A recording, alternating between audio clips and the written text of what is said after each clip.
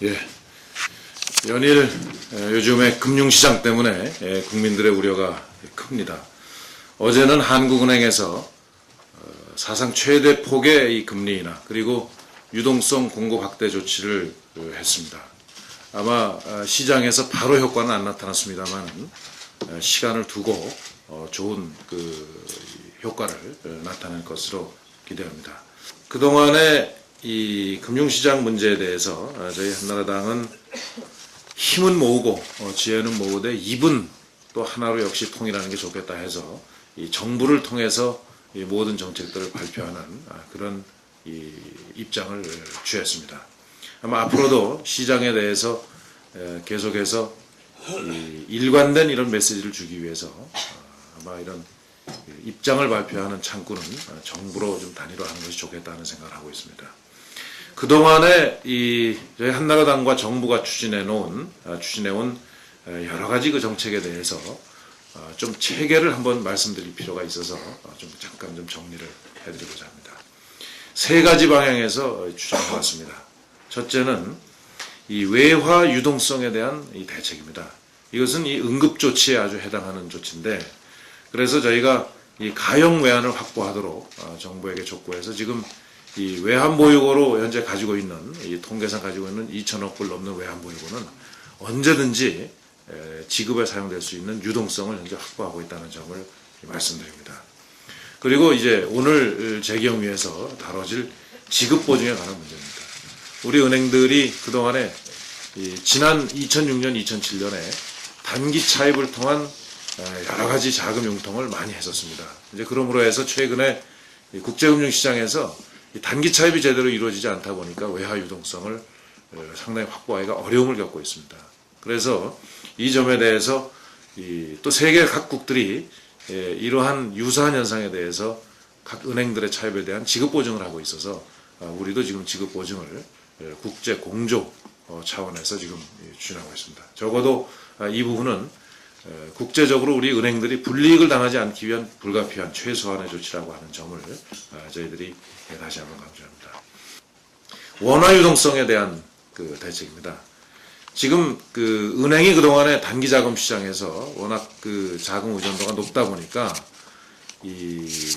지금 단기 자금을 은행들이 끌어감에 따라서 시중에 유동성이 말라가는 이런 현상들이 그동안에 나타났습니다. 그래서 일단 이 한국은행을 통해서 금리를 인하하고 또 유동성을 충분히 공급하는 그런 그 조치를 현재 취하고 있습니다. 아마 어제 그 발표 내용을 보셔도 알겠습니다만은 한국은행이 그동안에 여러 가지 그 시장에 대한 조심스러운 입장을 아주 과감하게 바뀌어서 내린 이런 그 결정이라고 생각합니다. 이번 조치로 인해서 아마 금융권의 이 원화 유동성이 상당 부분 이렇게 풀려나가지 않을까 기대해 봅니다.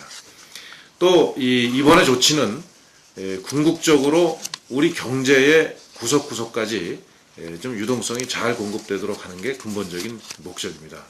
그래서 마치 이것이 은행만을 살리기 위한 조치가 돼서는 안 된다고 생각합니다. 그래서 은행으로 하여금 책임지고 멀쩡하게 영업 잘하는 이런 기업들, 또 현재 유동성 부족만 해결되면 충분히 생존해 나가면서 발전해 나갈 수 있는, 성장해 나갈 수 있는 기업들에 대해서 책임지고 부도를 막아주고 유동성을 공급해주는 이런 대책을 취하도록 현재 감독기관과 함께 하고 있습니다. 마지막으로 세 번째가 이제 실물 경제에 대한 그 대책입니다. 이것은 이제 미국이 어차피 지금 금융위기 속에서 장기간 실물 부문이 어려움을 겪게 되리라고 하는 것이 많은 전문가들의 공통적인 예측입니다. 그렇다고 보면 미국에 주로 의존하고 있는 여러 세계 각국의 아마 수출이 위축될 가능성이 있습니다. 거기에는 우리 한국도 예외가 아니고 중국도 예외가 아니고 또 그 중국을 통해서 우리의 부품이 많이 수출되는 그 최종적인 제품이 역시 영향을 받게 될 가능성이 많습니다.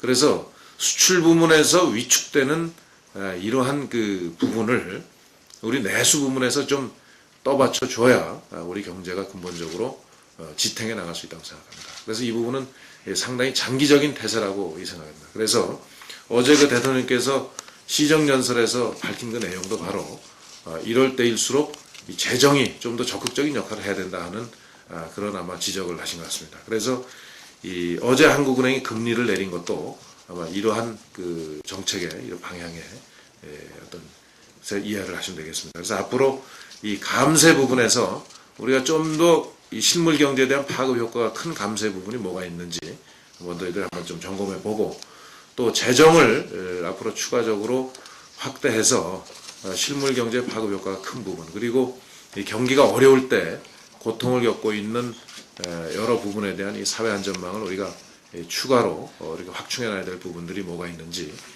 신속히 좀 점검을 해서 조속히 확정을 하도록 그렇게 하겠습니다. 대체로 이 외화 유동성 대책의 경우에는 큰 그 고비는 지금 넘었다고 정책 당국들도 판단하고 있는 것 같습니다. 이제 이 원화 유동성 문제가 어제 한국은행의 조치로 인해서 앞으로 이제 좀 진정이 돼가면 결국 실물 부분에 대한 대책을 통해서 우리 경제가 이 대외적으로 신뢰를 주면 이제 좀 정상을 찾아나갈 수 있지 않게 되겠는가 이렇게 좀 예상해 보고 있습니다.